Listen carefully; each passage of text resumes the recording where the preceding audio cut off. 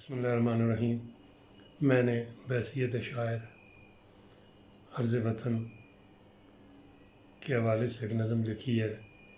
عرض وطن 9 مئی کو بلوائیوں کے چنگل میں۔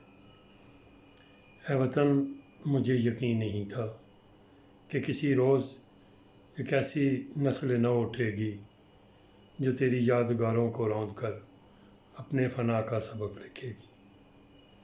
اے وطن، مجھے معلوم نہیں تھا کہ نئے معبودوں نے نسل نو کے کانوں میں تجھ پہ مرنے کی اذانیں کیوں نہیں دی ہیں۔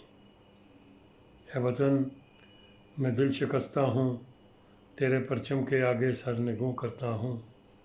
اے وطن، تیری جلائی گئی مٹی کو جو خاک دلی والے نہ کر سکے، وہ نسل نو کے گماشتوں نے روند کر اپنی مرگ ناگہاں لکھی ہے۔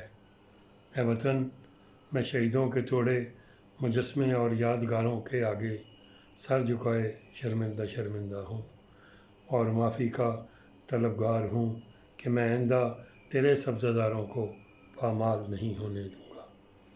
میں رفاقت تجھ سے عہد کرتا ہوں کہ جبہ و دستار کو بھی کہتا ہوں کہ ہم 9 مئی کے ان بلوائیوں کی ساری تصویروں کو دل کے نہاہانوں میں رکھ کر ہر 9 مئی کو جلایا کریں گے۔